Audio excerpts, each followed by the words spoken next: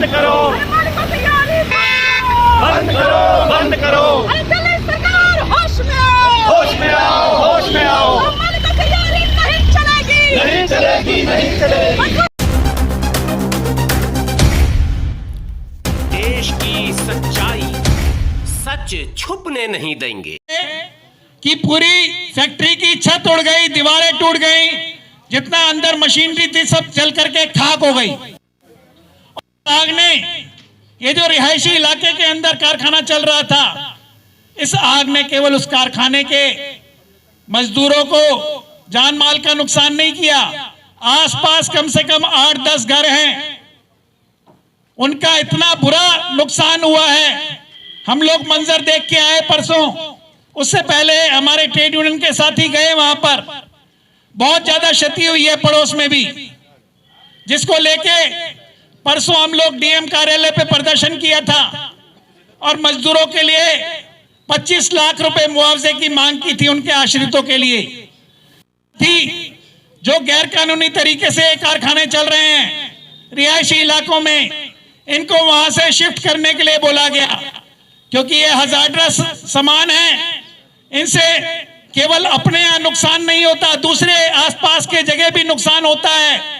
इसका जो प्रकोप है बहुत भीषण था, तो उसको भी वहां से हमने सर्वे करके बोला कि जितना भी इलाके के अंदर इस प्रकार के कारखाने हैं वहां से बंद होकर के शिफ्टिंग होनी चाहिए। तीसरी बात साथियों, हमने उनसे यह भी कहा कि ऐसा नहीं है कि डीएम कार्यालय, एसडीएम कार्यालय की निगरानी में नहीं होता कि कौन सी गैर कानूनी गतिविधि चल रही है। स्थानीय पुलिस को, लेबर डिपार्टमेंट को, सबको पता होता है कहां कहां पे कारखाने चल रहे हैं। बहाने के लिए बोला जाता है कि ये confirming and non confirming area है, ये रिहायशी इलाका है, मगर कारखाने तो हैं, चल तो रहे हैं, गतिविधि तो है प्रोडक्शन की। तो उसके ऊपर हमने बोला है कि जो भी अधिकारी जिम्मेदार हैं उनका सस्पेंशन, निलंबन होना चाहिए, तुरंत जांच बैठनी चाहिए, क्योंकि बिना सरपरस्ती में प्रशासन के इस प्रकार से गैर कानूनी गतिविधि नहीं चल सकती। इस बारे में हम लोग बिल्कुल साफ हैं। हम आज जो यहाँ पर आए हैं लेबर कमिश्नर कार्यालय पर, अभी 13 मई को पिछले साल मुंडका के अंदर घटना हुई थी।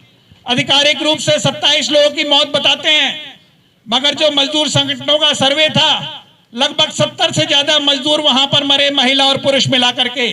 एक भयानक क्षति पहुंची। हम पूछने आए हैं आज कमिश्नर साहब से कि तब से लेकर के आपने आज तक क्या सबक लिया, क्या कदम उठाए हैं कि आगे से इस प्रकार की घटनाएं ना हो। क्या मजदूरों का जीवन इतना सस्ता समझ लिया सरकार ने? ना तो दिल्ली सरकार, ना केंद्र सरकार। दिल्ली केंद्र की, भारत देश की राजधानी भी है। दिल्ली को एक आदर्श मॉडल प्रस्तुत करना चाहिए, और जिस प्रकार का मॉडल है, मजदूरों की जो हालत है इस व्यवस्था के अंदर, हम सब लोग देख रहे हैं। छोटी घटनाएं बहुत हुई, ये बड़ी घटना थी जो कि अखबारों के अंदर आ जाती है, अन्यथा 1 मजदूर, 3 मजदूर, 2 मजदूर, आए दिन घटनाएं होती हैं। तो आज इस बारे में हम लोग जवाब तलबी करने के लिए आए हैं। और एक मुख्य बात साथियों, हम कई बार बोल चुके हैं इनको कि जो लेबर कोड, ये बार बार कह रहे हैं लेबर कोड लागू होगा, चीजें जो है उसके बाद दिशा पकड़ेंगी। हमारा साफ मानना है, और आज हम नोट देंगे इनको कि किस प्रकार से नया लेबर कोड कारखाना अधिनियम के अंदर उसके कानूनों को कमजोर करता है और मजदूरों की जो सुरक्षा है, असुरक्षा है, उसको बढ़ाता है। तो ऐसे लेबर कोड हमें नहीं चाहिए, उसको रद्द करना चाहिए दिल्ली सरकार को।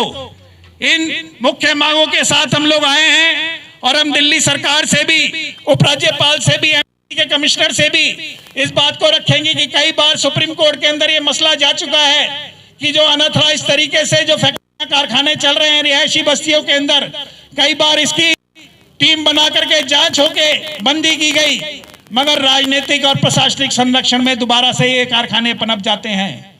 भ्रष्टाचार के कारखाने चलते रहते हैं, और मजदूरों को वहां पर जो बुनियादी श्रम सुविधाएं हैं वो भी प्रशासन सुनिश्चित नहीं कर पाता।